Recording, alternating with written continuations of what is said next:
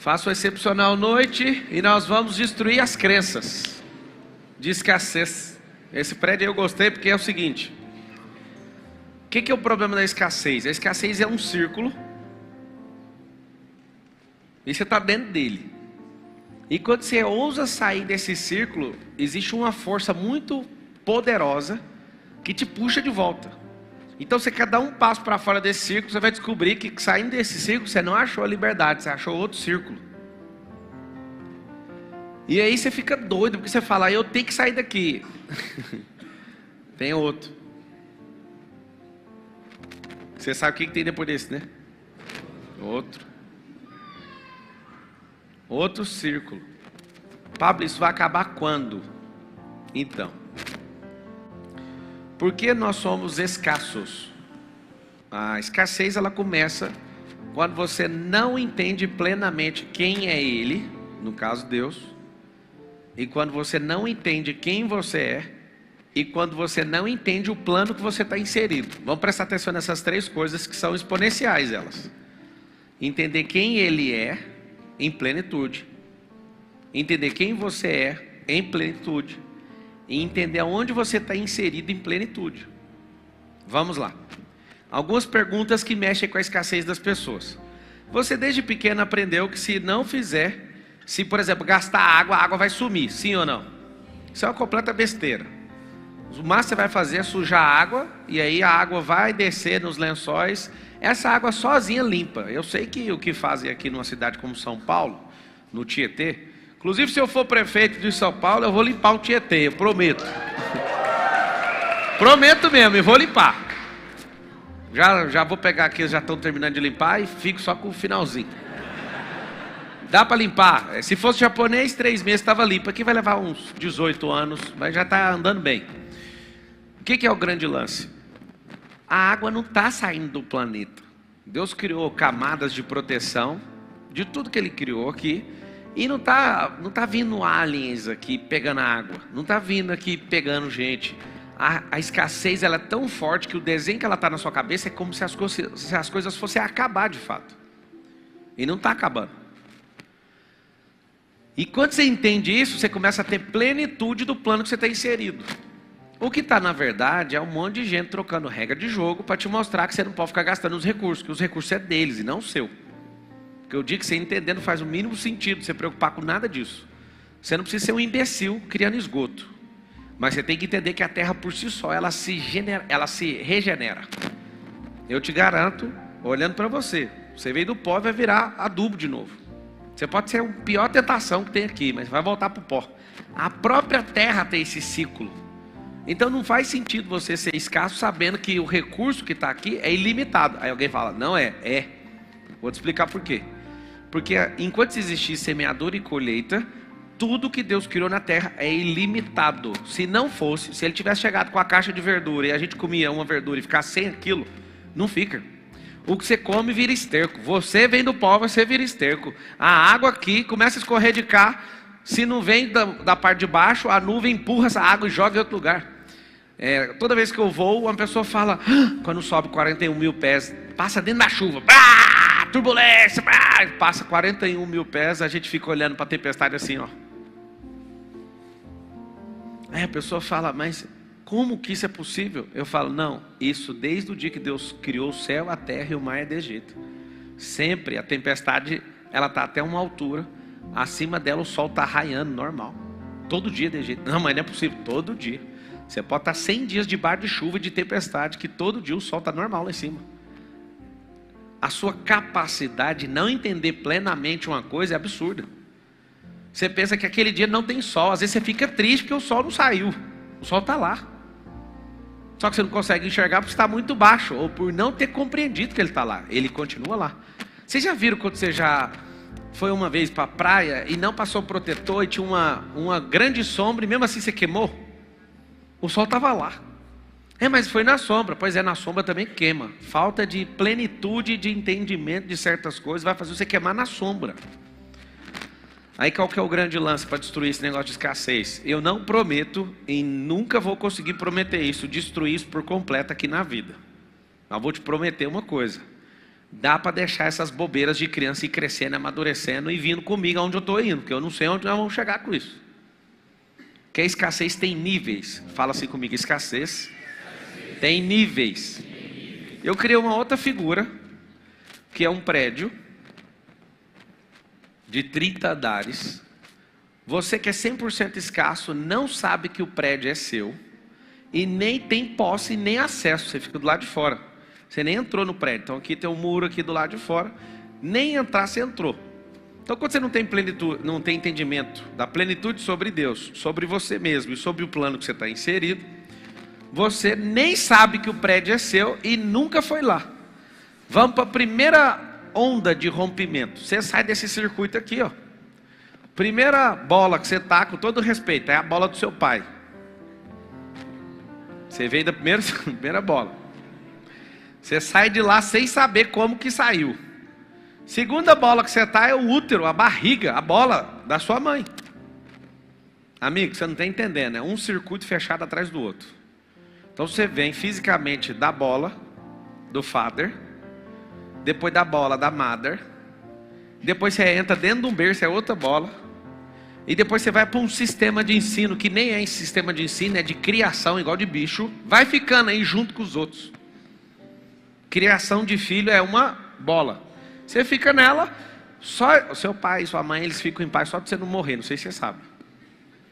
Eles não querem saber se você é bom ou não. Agora tem um detalhe: se o filho da vizinha prosperar mais rápido que você, já está com raiva de você é pequenininho. Alguém aqui já viu o pai colocar pano de prato em menino, para o menino andar assim, ó, antes da hora? Não faça isso. A criança que demora um pouco mais para andar, ela está usando as mãos, e criança que usa mais as mãos tem mais habilidade motora. E é da parada dessa criança. Ela não pode ser comparada com a filha da Judite, que mora do lado. Então é rompimento de bolha uma atrás da outra. A primeira é seu pai, você já entendeu. A segunda é a bola da sua mãe, a barriga. Terceira é onde você foi criado. E as bobeiras que aquelas pessoas fazem, instalou pelo menos 80% da escassez, 70% até hoje. Pablo, eu tenho escassez genética? É claro que tem. A Bíblia fala sobre maldição hereditária. Você tem. Você tem 50% do que você carrega é genético, 40% é fenótipo e 10% é circunstância. Depende do que você faz. Então 50% que vem genético, dá para mudar? Acredite, dá para mudar. Mas você carrega isso. Você tem uma predisposição a isso. Aí você convive. Tem pessoas, por exemplo, que tem problema de algum tipo de doença, né, que tem na família, sempre teve, mas na verdade ela vem com a predisposição, e no fenótipo, de tanto ter o mesmo comportamento, ela acaba reforçando aquele padrão e explode aquilo e potencializa. E os 10% vem da circunstância. Como é que faz para romper isso aqui? É muito difícil depois da camada 3 ali para frente, ó. Por quê? Porque você meio que tem que repudiar as coisas que você aprendeu desde pequeno. Esse trem de falar, tá caro, isso é nível de escassez absurda. Alguém pode estar me assistindo e falar, não é porque eu não tenho dinheiro. Esse aí já é outro problema que você carrega. Você não tem dinheiro é por incompetência sobre riqueza, finança, sabedoria, prosperidade. Você sabe o que é incompetente? Não é ser burro, não é ser diminuído. Incompetente é que alguém não ativou essa competência e você não tem nada de mais nisso. Ser incompetente é uma coisa. Eu lembro eu e o Marcos chegando aqui em Alphaville. Entramos no condomínio fechado, onde ele tem casa hoje. Ele tem uma casa de 20 milhões lá, ele. Eu tenho uma outra casa minha lá. E no condomínio do lado eu tenho uma mansão gigante, uma das maiores que tem aqui. Só que quando a gente chegou 4 anos atrás, a gente olhou um castelo e ficou, meu Deus, isso aqui é Hollywood. E um outro dia eu estava sentado, amigo desse cara, esse cara estava me vendendo esse trem a um preço que eu fiquei olhando o castelo. Eu fiquei muito chocado. A velocidade que a minha cabeça mudou. Por quê? Porque foi rompendo esses anéis, rompendo essas camadas. Me impressionei quando cheguei e hoje, se ele falar para mim, hoje, na TED, você me ligar, paga aqui, ó, a metade do preço que eu te dou o castelo. Eu não quero, porque eu acho que aquilo ali não vende. Entendendo de mercado, não me impressionando mais, ter rompido, eu olho para isso, isso é uma besteira, isso é um mausoléu. Eu nem chamo de castelo, mas na minha cabeça é um mausoléu. Essas camadas, quando você romper, você também vai ter que romper com as pessoas que estão lá dentro. Aí que está o problema, você não vai romper. A senhora escassez, ela é uma bruxa, dominou isso aqui. Como ela sabe que você nem sabe que isso aqui é seu, ela resolveu dominar para você. E aí você quer entrar na portaria, ela já fala, vem fazer o que aqui? Que não tem emprego não. Não, você nem sabe, ela sabe, mas o prédio é seu. Primeiro passo, consigo acesso. Eu falo, mano, que lindo isso aqui. O que ela faz? Tem todos os andares. A senhora escassez não pode no jogo, senão ela perde. Ela não pode deixar você chegar na cobertura. O que eu estou fazendo na vida? Subindo lá para a cobertura, eu cheguei ainda não. Ela te convence do lado de fora para você nem entrar. Se você entrar, ela começa a convencer você para você não tomar posse do primeiro apartamento. E é engraçado que o primeiro apartamento é o mais barato e o mais caro está aqui em cima. É assim na construção também. E aí você entra no primeiro, ela fica em volta de você até você ficar afobado e sair. O que você tem que fazer é romper de andar em andar e ela não vai sair até chegar no último. Eu tenho que te contar o que você tem que fazer com ela quando você chegar no último. Jogar ela daqui. Pablo, você que está nos ensinando, você já resetou esse jogo? Não. Escassez não tem cura instantânea. Escassez tem tratamento, rompimento de camada. Quando você perceber que todas as coisas, a atmosfera, a pele, a energia, tudo é feito por camadas, logicamente você vai ver que nada do que foi criado foi feito sem essa projeção, sem essa arquitetura. E olhando para aquilo ali, eu posso falar para vocês, eu ainda tenho escassez. É difícil para mim admitir isso, porque eu queria ser o bonzão e falar que eu não tenho. Alguém pergunta, como você tem escassez? Pergunta. No fundo, eu mereço um avião de 500 milhões, mas eu não tenho coragem de comprar. Acabei de mandar um áudio agora, vindo para cá. Falei pro meu piloto assim, cara, continua olhando os aviões mais caros. Ele falou, não vale, não faz isso. Só que eu falei, continua olhando. Eu também tenho. Está num nível bem alto. Não chega a me atrapalhar, mas me priva de entrar em outra frequência. Vamos baixar um pouquinho antes de eu comprar o avião. Eu não tinha coragem, tendo dinheiro líquido, limpo, para pagar à vista. Inclusive, comprei à vista o avião. Mas a escassez era tão grande que eu arrumava justificativas. Não tem necessidade. Isso é uma besteira. E eu crio uma lista de coisas para reforçar essa camada em volta de mim. Só que o que eu fiz para vencer isso? Você ainda quer saber como é que faz para arrumar o dinheiro para fazer o negócio, certo? O dinheiro não define seu nível de escassez. O dinheiro define o seu nível de competência com riqueza, com prosperidade. Não tem nada a ver uma coisa com a outra. E quanto mais escasso, mais medroso em fazer coisas que vai elevar essa competência. O dinheiro na mão e eu falava, eu não dou conta de comprar esse trem, eu não vou comprar. Aí o que eu fiz? Precisei juntar energia para romper. Esse anel que está em volta, para romper ele não é assim, eu quero, eu posso, eu consigo, eu sou capaz. Essas falas é besteira, tá? Eu chamo isso de ensaio da tolice. E se ficar falando isso todo dia, vai mudar nada. Não estou contra quem ensina essa besteira. Isso é besteira. O rompimento é energético e tem que agir imediatamente, adquirindo na esteira mais energia, senão você não rompe. Então eu vou explicar. Eu respirei bem fundo e falei, não dou conta de fazer essa besteira. Primeiro, de verdade, eu tinha 8 meses que eu não entrava no avião. Eu estava comprando um trem que eu não precisava. Segunda coisa, eu falei, esse brand vai sair caro demais. Terceira, ai meu Deus, despesa fixa. Ai meu Deus, não sei o quê. Quanto que faz na hora que estragar os motores lá, quando acabar as horas? Aquelas perguntas mais tolas de todas, doido, morrendo de medo. Ah, para fazer o overhaul desse avião é uns 3 milhões e 500. Aí eu falei, eu não vou mexer com essa desgraça nunca. E ali eu desejei não ter aquele avião mais. Só que aí um dia a Carol acorda, no dia 2 de setembro, e fala, a gente não é rico. Ei. Por que não? Porque eu queria um avião agora. E lá vem minha mãe agora, é aniversário dela hoje. Tá bom. Levantei puto. Não tinha nada a ver uma pessoa acordar a outra com a conversa fiada dessa. E a escassez fazendo, sabe a camada? Tipo, você não vai sair.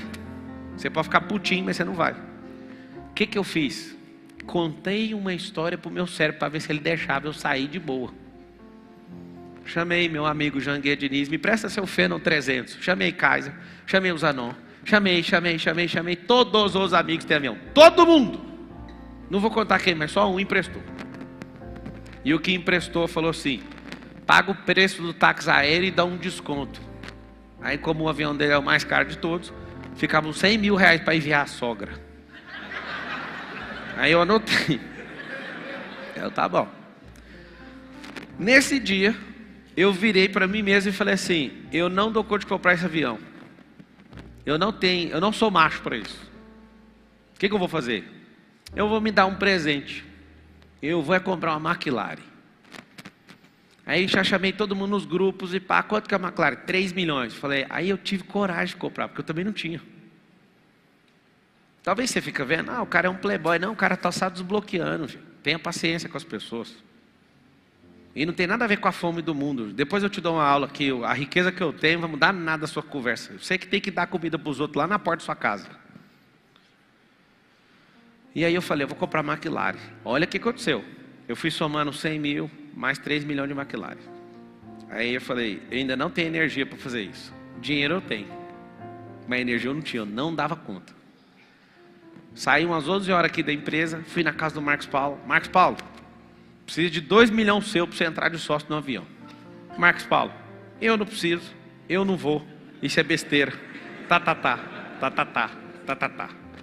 Aí eu usei o mesmo argumento e falei, você lembra quando você andava de Jack Motors, você chegou aqui? O Marcos hoje anda em carro de 1,5 milhão de reais, anda num Corvette, aquele carro dele. O Marcos, ele queria morar num apartamento de 60 metros quadrados a vida inteira. Eu falei para ele, você quer continuar sendo meu sócio? Quero. Então você destrava e vai ficar rico. Né, mas eu já tenho meu dinheiro. Não, eu falei ficar rico. Você ter dinheiro, você é só mesquinho. A única coisa que você sabe é isso. Engraçado é que ele foi para uma casa, porque eu vou falar assim, humildemente, como sócio majoritário de vários negócios, eu dei uma ordem para ele. Eu não aguento ver você ganhando esse tanto de dinheiro e ser escasso de jeito. Ou você destrava ou então vou arrumar outro. Aí ele, mas por quê? É porque eu cresço demais. E se eu andar com gente escassa perto de mim, eu vou ter que anular o você. E rapidinho você vai sair sozinho. Aí então tá, o que nós vamos fazer? Escuta. Arruma uma casa de uns 40 mil de aluguel por mês. Aí ele falou, você ficou louco. Eu pago 3 mil aqui, desça a pé e chega aqui na empresa. Eu não vou. Eu falei, vai. Você vai arrumar problema para sua cabeça. Eu quero que você prospere. É a teoria da... Vamos falar isso aqui não. Teoria da cenoura. São 2 cenouras que fazem a pessoa prosperar. É uma cenoura na frente e uma atrás. Quem não entendeu, deixa quieto. É correndo atrás de uma cenoura e fugindo da outra. Pegou o código? É pesado esse código. Tem gente que não entendeu. Desculpa afetar sua pureza. Entenda algo. Ele foi, eu lembro até hoje, sentando com um cara, negociando junto com ele o aluguel. Ele pagou muito barato o aluguel e ficou com a casa. Passou uma semana, a gente faz um reality show e fatura, depois de uns 11 dias, 57 milhões de reais. Por quê? Porque ele foi para essa casa. Depois que ele foi para casa, eu tive a ideia de ir para lá. E de lá nós fizemos um negócio e BUM! Aí ficou não sei quantas vezes mais rico. Aí ele olhou para aquilo e falou, faz sentido esse negócio. Ele alugou a casa, lembra da história? Ele acabou de comprar essa casa, 20 milhões de reais. Se ele não tivesse uma pessoa para perturbar a alma dele, talvez ele estava escasso, largado em algum lugar aí. Esse é seu problema. Você sozinho já dá conta de ficar escasso a sua vida inteira. Se você tiver gente patrocinando para amarrar você na sua camada, você vai ficar aí para sempre. E aí a luta na cabeça desse Marcos, para ele entrar de sócio nesse avião. Só ele é meu sócio no avião. Nas outras aeronaves eu não tenho sócio. Apesar que o Nésio, o Thiago Rocha, quer entrar agora, depois que eu reformei o avião, é fácil, né? Fiz o overhaul do outro avião, eles vão entrar de sócio aí. Sabe o que acontece? Eu estava anotando no caderno. Fiquei puto de ninguém emprestar o avião. O que emprestou era 100 mil. Falei, vou comprar a McLaren. Aí eu falei, então eu tenho que dar 3 milhões no carro, junta mais 3. Cheguei no Marcos, o Marcos foi convencido, então deu mais 2. Aí vinha na minha cabeça, falta mais 5 milhões. Não faltava o dinheiro, faltava a energia equivalente para ter coragem de fazer essa transferência. E eu olhava e falava, eu sou burro. E o Marcos Paulo, isso é burrice. Eu falei, não é burrice. Ele falando a mesma coisa que eu, não, eu tenho que ir. Aí um piloto que eu estava pesquisando, falou assim para mim, vou te dar um recado. É seu primeiro avião? Eu falei, é. Você nunca vai arrepender de comprar um avião. O network que você vai ter, um piloto. As pessoas que você vai acessar, os lugares que você vai descer, o que você vai fazer já vale. Fique em paz. Aí eu já anotei, não valia nada essa informação, mas eu anotei. Isso aqui é o suficiente para isso. Falei, achei energia. Levei uns 2, 3 dias para achar essa energia inteira de 10 milhões de reais, que foi o preço.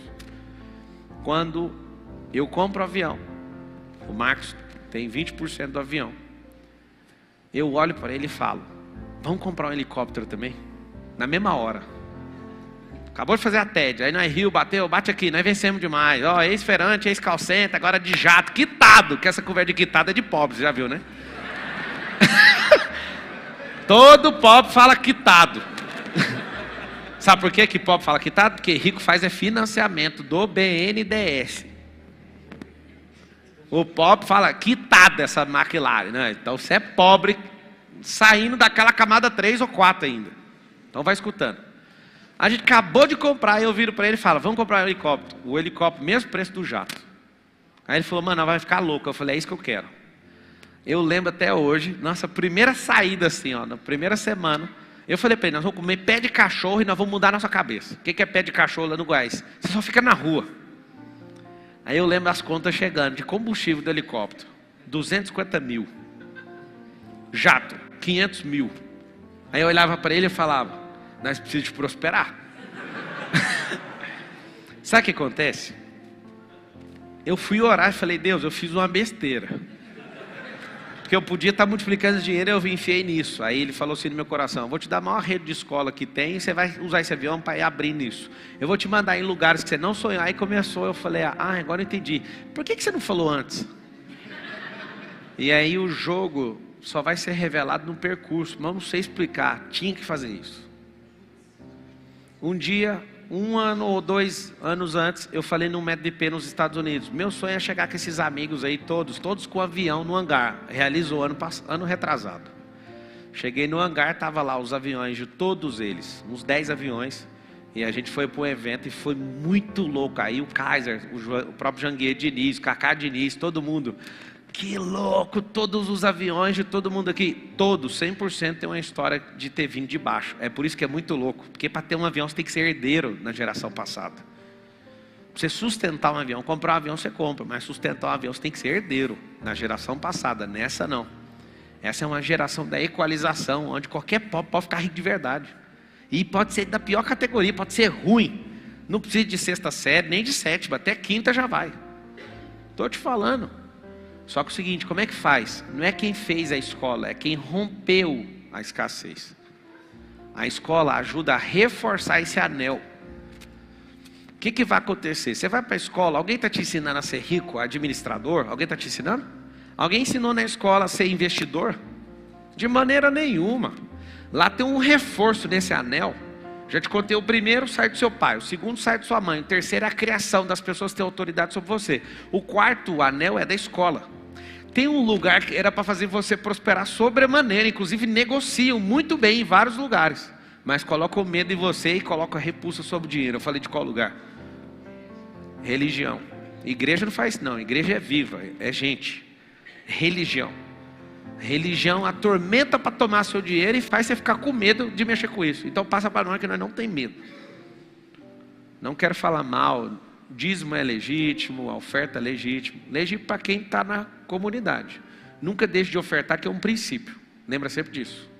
Se quebrar esse princípio, aí você vai ter um probleminha no percurso. Sempre generoso, que o Salomão fala. A alma generosa prosperará. Nunca deixe de ser generoso em todo o tempo, no pouco e no muito. Só vai ser colocado no muito se for fiel no pouco. Lembra disso? Então, quando você vai para a escola, lá tem uma camada. Quantos anos você fica na escola? 13 anos? 13 anos. Você fica 13 anos reforçando aquele anelzão da 4ª camada. Aí você vai numa religião, a religião não te prega, não prega para você liberdade nem riqueza. Deixa eu falar. A religião fala muito de inferno, sim ou não? Gera medo. E quando fala que o dinheiro é uma maldição, é para te gerar medo de novo. Você não vai prosperar. Quando eu estou dizendo isso, eu não estou arrumando confusão com religião nenhuma, eu só estou te falando algo. A Bíblia fala mais de dinheiro do que do inferno. Se a Bíblia repudiasse riqueza como um monte de gente acha que repudia, não tinha em nível detalhado toda a riqueza do Salomão, contando em toneladas de prata, ouro, bronze, carros, casas. Não falava detalhadamente a riqueza de Ló. Não falava detalhadamente de Jó. De Ló não, de Jó. Não falava detalhadamente, até a de Ló também.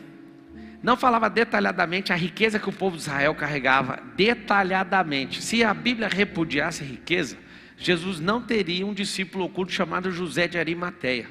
E quando eu começo a mostrar a Bíblia não é contra a riqueza. Ela dá instrução para você ter riqueza. Só tem um problema. Alguém fica preso num limbo chamado jovem rico. Pega um único capítulo e arregaça com a sua cabeça. Está aqui o jovem rico, ó. Deus pediu o dinheiro dele, não deu. Aí põe isso na sua cabeça. Não deu, porque ele não é rico, ele era herdeiro. Jovem rico é uma pessoa que na antiguidade jamais ficaria rico. Ficou rico por causa de herança. E como Jesus olhou para o coração dele e viu que ele estava preso naquilo, ele estava só mostrando para ele: olha o poder da sua riqueza, dá para os pobres. Pobre evapora com o dinheiro. Qualquer pobre que colocar a mão em riqueza não fica rico, porque não é o dinheiro que te faz prosperar. Se você coloca o dinheiro na mão de um pobre, ele vai devolver para todos os líderes de produtividade e de produção do mundo. Todo mundo vai pegar o dinheiro de volta. Se esparramasse todas as riquezas do mundo na mão de todo mundo, os ricos podem ficar parados. Os sistemas de produção e canais de venda, omnichannel que todos têm, o dinheiro volta na mão de todos. Se pegasse, eu acho que foi em 2015, o dinheiro todo do PIB terrestre daria para dividir a riqueza com todo mundo, dava 34 mil reais para cada um. Eu daria minha vida para fazer um negócio desse acontecer. Eu toparia. Pegar tudo que eu tenho de valor, de patrimônio, que são alguns bilhões, pegar, chamar todo mundo, todos os meus sócios, vamos entregar. Eu não tenho sozinho, tenho isso com muitos sócios. Ia colocar isso à disposição, pode ir. Eu ia pegar a cadeira, sentar e ligar o cronômetro. Sabe por quê? Porque eu ia te dar dinheiro, você não tem instrução. O que você vai fazer com o dinheiro? Você vai lá onde vende um negócio. Quem que é dono do negócio? É nós. Você vai falar: não, eu tenho que assistir um negócio ali, porque eu vou comprar um negócio aqui, porque eu tenho que ir naquela viagem. Os donos da produção de qualquer nação ia sentar na cadeira e falar: devolve. Aí você fala: não, eu ia investir nos nossos fundos. O dinheiro volta para a nossa mão. Pablo, você acha que tem esperança no mundo? Eu tenho uma esperança. Antes de eu morrer, eu quero ver 2% dos governantes do mundo sair para 3 pontos percentuais. Só isso. Eu não tenho esperança de resolver o problema da terra, não. Mas eu quero que 50% de aumento aconteça nessa geração. 50% de aumento, você não sabe o que dá para provocar. Uma onda de tsunami gigantesca, que nenhuma geração conseguiu. E se a Bíblia estiver certa, essa geração vai conseguir fazer isso e vai acabar com esse problema agora. Com tecnologia, com expansão de mente, com tanto de gente, vai ter um super avivamento. E não é a grana, é a mentalidade de expansão rápida. Eu estava chocado agora fazendo uma live de e-commerce. E aí um aluno, o Oséias, que está há 3 anos comigo no pior ano, ele foi fazer e-commerce dentro da casa digital. E aí o cara já faturou 1 milhão. Aí entra o outro aluno, os caras entrando, aleatório. Fui chamando para a live, aí entra aí. Aí os caras falaram um negócio que mexeu muito comigo. Eu não impressiono de negócio de dinheiro, pouco ou muito, tanto faz. Eu fiquei impressionado dos dois. Além de estarem fazendo grana, tá ensinando outras pessoas a fazer. Pô, mano, dá para morrer em paz um treino desse. Como é que destrói a escassez? Só destrói o anel que você está. Seja bem-vindo. Tem mais um. Não fica pensando que falta mais 300 anéis, não. Pensa só no que você está agora. Você tem que vencer isso.